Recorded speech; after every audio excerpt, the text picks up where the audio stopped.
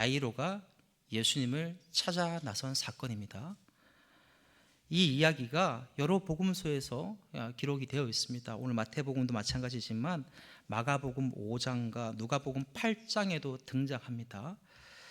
예수님께서 이제 이 야이로의 찾아온 야이로의 청을 들으시고 이 회당장 관리였던 야이로의 집으로 가시던 중에 또 하나의 사건이 나오죠. 12해 동안 혈루증을 앓던 한 여인을 또 만나게 됩니다. 예수님의 옷자락을 만지고 치유받는 사건이 지금 야이로와의 사건과 이 사건이 함께 연결되어 있습니다. 이 성경을 보시면 우리가 18절부터 26절까지의 사실 내용, 오늘 나눌 내용인데요, 이게 같이 한 내용 안에 다 같이 연결되어서 들어가 있습니다. 두 사건이 연결되어 있다라는 것은 우리에게 말씀하시고자 하는 공통된 메시지의 반복이라고 할 수 있습니다. 성경에서 늘 얘기하죠. 반복은 강조이고 강조는 그만큼 중요하다라고 얘기를 합니다. 오늘 말씀을 통해서 하나님께서 이 주시는 아주 중요한 뜻을 놓치지 않고 깨달아 아는 시간이 될 수 있기를 축복합니다. 오늘 본문은 이 두 사람의 아주 간절하고 절박한 믿음에서 시작된 이야기입니다. 회당장 야이로는 지금 자신의 하나밖에 없는 딸이 거의 이제 곧 죽어가는 모습을 보면서 절망하죠. 의사도 약도 사람도 위로도 소용없음을 다 깨닫고 마지막 희망으로 이제 예수님을 찾아왔습니다. 그리고 이렇게 고백하죠. 오늘 말씀이지만 주님 오셔서 그 몸에 손만 얹어 주시옵소서. 그러면 살아나겠나이다. 이렇게 주님 앞에 고백합니다.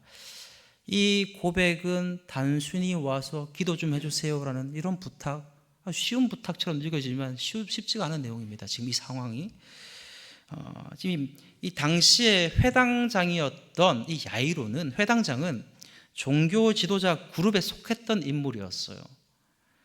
그러니까 바리새인들과 아주 긴밀히 연결되어 있던 자가 바로 이 회당장 야이로입니다. 이런 자가 지금 예수님 앞에 나아간다는 것은 뭘 의미하는 거냐면, 당시의 공식적인 종교 체제에서 아주 배척했던 이단적인 인물이었던 예수를 공개적으로 인정하는 지금 행위를 하는 겁니다. 공개적으로 지금 나갔지 않겠습니까?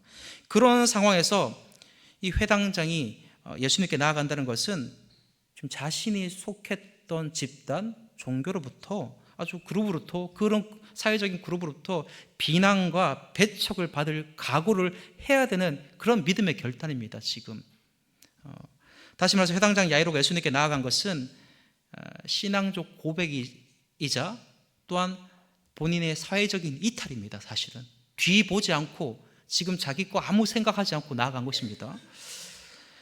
이 사건을 지금 회당장 야이로가 나아갔던 내용을 오늘 마태복음에서 기록하지 않지만 마가복음이나 누가복음에 따르면 야이로가 예수님께 나아갈 때 어떻게 나왔냐면 나와 그 발 앞에 엎드려라고 합니다.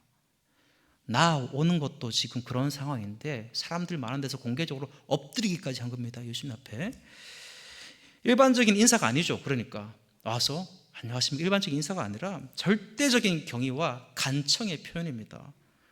자기 지도자의 체면이나 지위 이런 거 다 내려놓은 것이죠. 지금 그런 거 따질 때가 아닌 상황이죠. 그렇죠? 지금 그렇게 간절하고 절박한 상황이기 때문에 그런 거 따지고 재고할 상황이 아닙니다. 많은 군중이 지켜보는 그 자리에서 엎드렸다라는 것은 자기 자존심도 마찬가지고 명예도 마찬가지고 아주 잘못하면 목숨까지도 내려놓아야 되는 그런 신앙의 행동이었죠. 그 순간 이 회당장 야이로는 회당장이라기보다는 사실은 절박한 아버지로, 그리고 예수를 진정한 권위자로 인정하는 한 사람의 신앙인으로 지금 서 있는 것입니다.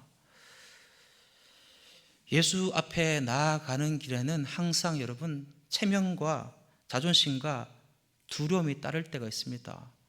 사실 우리는 이런 상황 가운데 나가라, 해라 라는 것까지도 바라지도 않지만 예수를 주로 믿고 따르고 고백하는 자들이 모여있는 이 교회 안에서도 사실은 부끄럽죠. 사실은 그때 창피하죠. 나와서 주님을 고백하고 주님을 높이 찬양하고 주님 앞에 기도하는 것도 사실 우리는 부끄럽죠. 지금 이런 상황도 아닌데도 불구하고 죽을 상황입니까? 나간다고 해서, 고백한다고 해서 돌 맞는 상황도 아니에요. 사실 배척당한 상황도 아니지만 저희는 그러지 못하죠. 부끄럽죠.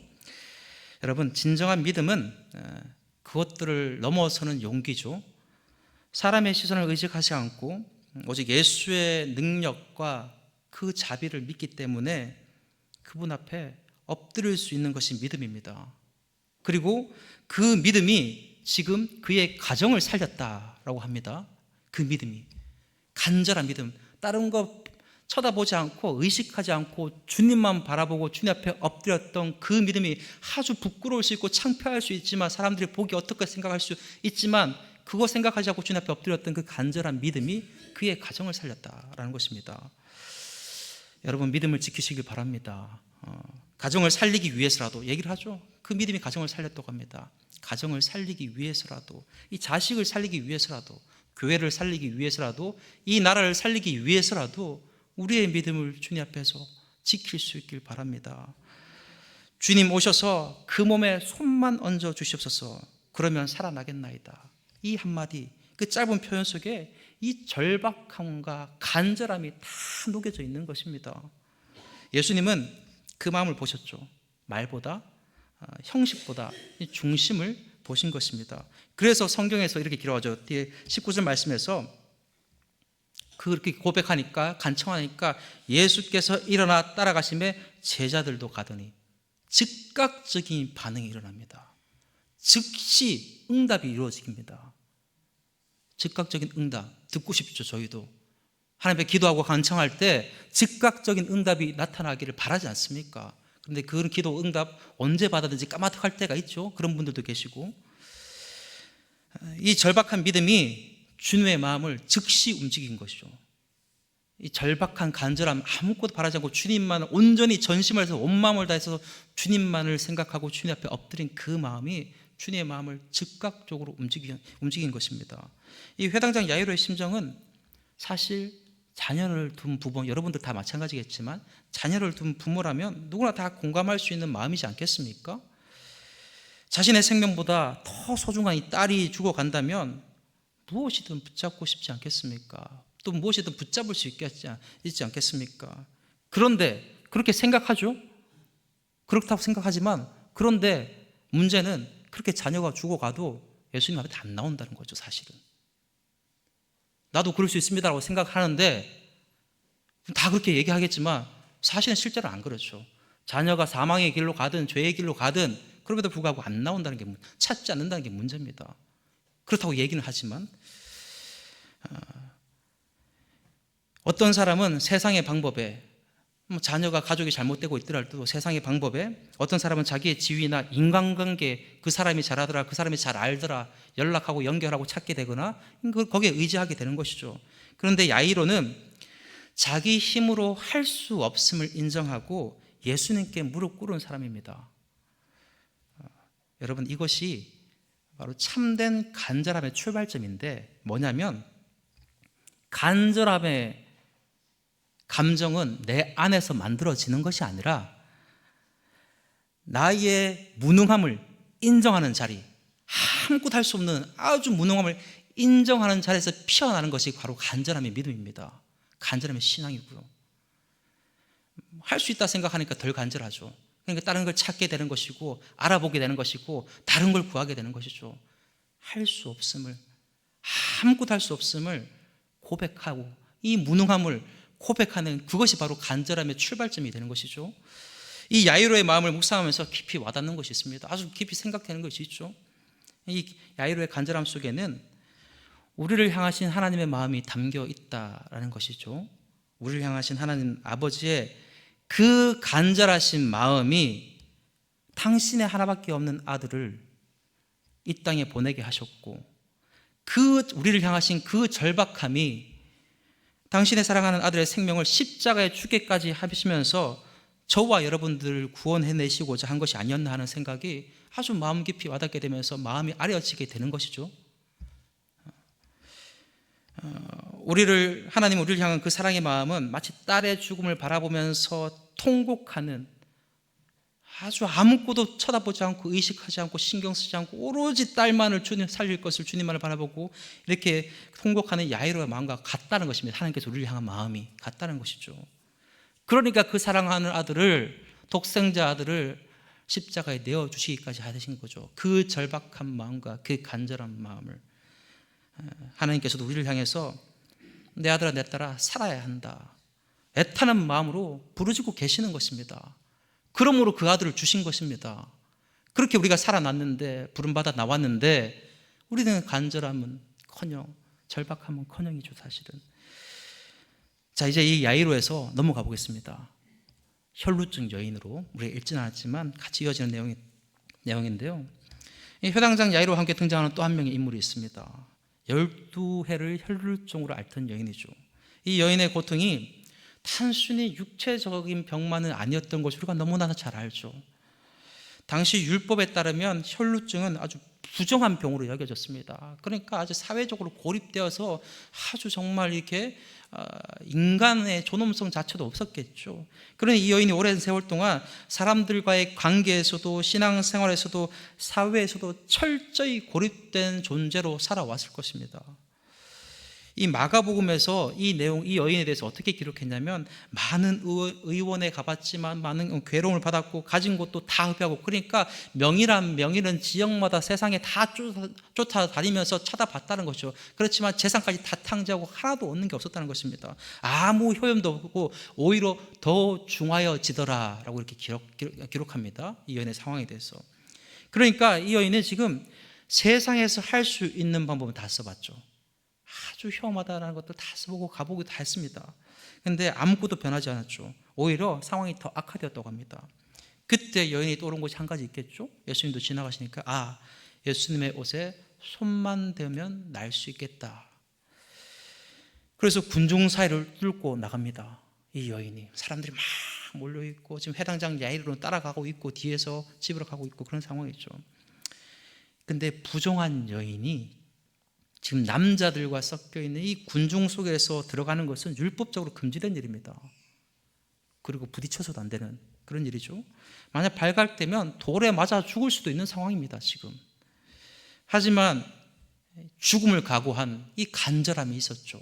이 절박함이 있었죠. 이 간절함이 믿음이 되었고 그 믿음이 행동이 되었습니다. 그리고 이 여인이 예수님의 옷자락을 만지는 순간 놀라운 일이 일어났죠. 이때도 즉각적으로 하나님의 응답이 나타났습니다. 혈루의 근원이 마르게 되고 깨끗하게 나음을 받게 되죠.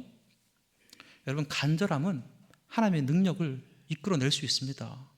간절함은 대충 왔다가 기도 대충 하고 몇 마디 하고 기도하고 그런 게 아니라, 형식적으로 왔다가 하고 가는 것이 아니라 이 간절하게 의식하지 않고 신경 쓰지 않고 주님만 바라보고 간절하고 절박함은 죽어가는 가정도 살릴 수 있는 것이고 무너져가는 기업도 살릴 수 있는 것이고 생명이 없는 곳에서 생명이 부으시는 그 하나님의 능력을 이끌어낼 수가 있는 것이죠. 마가복음 5장 30절 보면 이 장면을 어떻게 묘사하냐면, 예수께서 그 능력이 자기에게 나간 줄을 곧 스스로 아시고 무리 가운데 돌이켜 말씀하시되 누가 내 옷에 손을 대었느냐 라고 하십니다. 예수님은 단순히 이제 기적이 일어난 사실을 아신 것이 아니라 그 여인의 믿음을 감지하신 것이죠. 그 믿음은 주님의 마음을 감동시켰습니다. 그 감동은 간절함은 하늘의 능력을 이끌어낸 것이죠.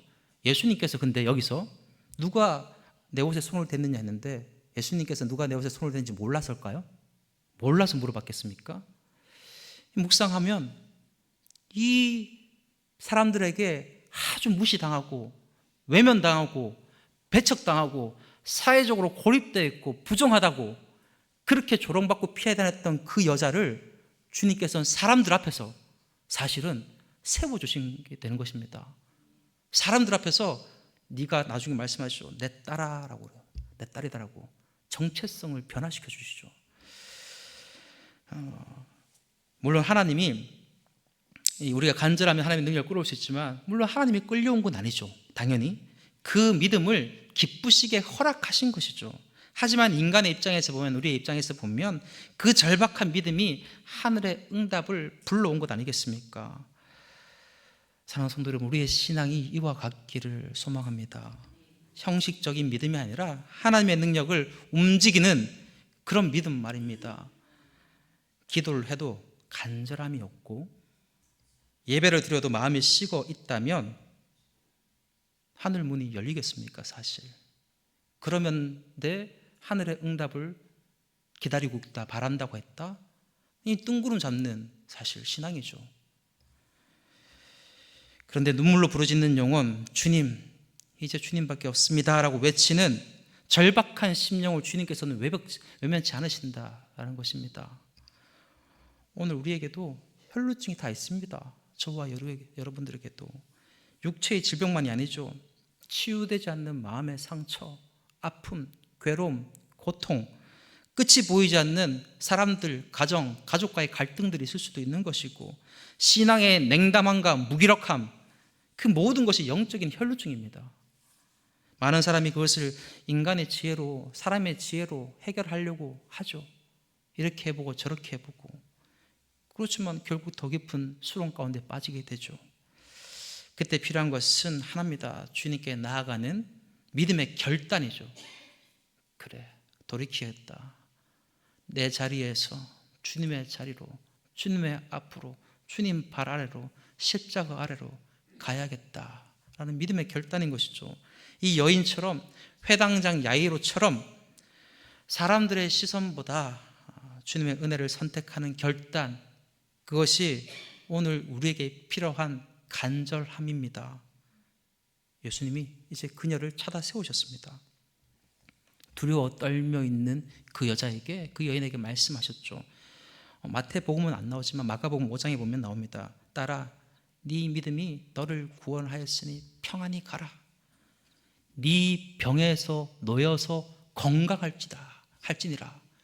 이제 그 매여 있던 거 아주 오랜 시간 동안 매여가지고 고통 가운데, 괴로움 가운데 신음하고 있는 것에서 놓여서 평안할지라 이렇게 말씀하시죠. 자유함을 얻게 되는 것이죠. 그리고 주님이 이제 그녀를 따라라고 부르시지 않겠습니까? 그 부르심 속에서 사랑과 회복의 언어가 담겨 있죠. 그동안 부정한 여자로 불리던 그 여인을 딸이라고 부르신 것입니다. 무려 예수님께서 직접 예수님의 딸아라고 부르셨죠. 신분이 바뀌고 정체성이 바뀌어버렸습니다. 여러분, 이것이 복음입니다. 우리의 신분이 바뀌고 우리의 정체성이 바뀐 게 이것이 복음이죠. 주님은 우리를 다시 부르시죠. 죄로 인해 버려졌던 존재를 다시 하나님의 자녀로 세워주십니다. 이 여인의, 그녀의 믿음이, 이 혈루병 걸렸던 이 여인의 믿음이 육신의 병만 고쳤을 뿐만이 아니라 자신의 신분, 자신의 정체성도 회복을 시켰습니다. 육체의 치유를 넘어가지고 영적인, 영혼의 회복이 일어난 것이죠. 오늘 말씀 속의 두 사람, 이 회당장 야이로와 혈루증을 앓던 이 두 여인의 공통점이 무엇이겠습니까? 모두 절박함 속에서 간절한 마음으로 예수님 옆에 나아왔다라는 것이죠. 야이로는 죽은 딸을 살리고자 했고, 여인은 자신의 죽은 삶을 살리고자 했습니다. 둘 다, 그리고 예수님밖에 없다라고 이제 믿음으로 나온 것이죠. 주님은 그 믿음을 보시고 그 간절함 속에서 즉각적으로 즉시 응답하시면서 주님의 능력을 나타내셨습니다. 오늘 저와 여러분들에게도 이 믿음이 필요하죠. 기도의 응답이 더딥니까? 상황이 바뀌지 않고 낙심이 됩니까? 그럴수록 더 확고하게, 간절하게 주님 앞에 나와서 엎드려야 되는 것이죠. 간절함이 식으면 여러분, 믿음 식습니다. 당연히 간절함 식으면 믿음도 식고, 그런데 간절함이 불타오르면 주님의 능력은 반드시 임하게 됩니다. 우리의 간절할 때가 있었죠. 예전의 신앙, 예전의 교회의 모습, 예전의 예배의 모습 보면 얼마나 뜨겁고 얼마나 눈물을 흘리고 얼마나 주님 앞에 부르짖었습니까? 사실 주님, 이제 주님밖에 없습니다. 이 고백이 오늘 우리의 기도가 되길 원합니다. 그때 주님은 말씀하시겠죠. 딸아, 아들아, 네 믿음이 너를 구하였다. 네 믿음이 네 자녀를 구하였고, 네 가정을 구하였고, 네 교회를 구하였고, 이 나라를 구하였다. 사랑하는 성도 여러분, 하나님은 오늘도 이 절박한 자를 찾으십니다. 기도의 무릎이 닳은 자, 주님 없이는 살 수 없다고 고백하는 자, 그 간절한 영혼에게 하늘의 문은 열리죠. 오늘 여러분의 삶 속에서도 회당장 야이로의 간절함이, 혈루증 여인의 이 믿음이, 그리고 하나님의 절박한 사랑이 다시 일어나기를 축복합니다. 딸아, 네 믿음이 너를 구원하였느니라. 이 말씀을 오늘 주님이 우리에게 하신 줄로 압니다. 그 말씀 붙들고 이 시간 여러분의 마음 깊은 곳에서 주님을 향한 간절한 기도가 흘러나오길 원합니다. 그 간절함이 여러분의 인생을 바꿀 것이고, 죽어있던 소망이 살아나게 할 것이고, 묶여있던 문제가 풀릴 것이고, 메마른 영혼이 다시 숨쉬게 되기를 예수 그리스도 이름으로 축원드립니다. 제가 다 같이 말씀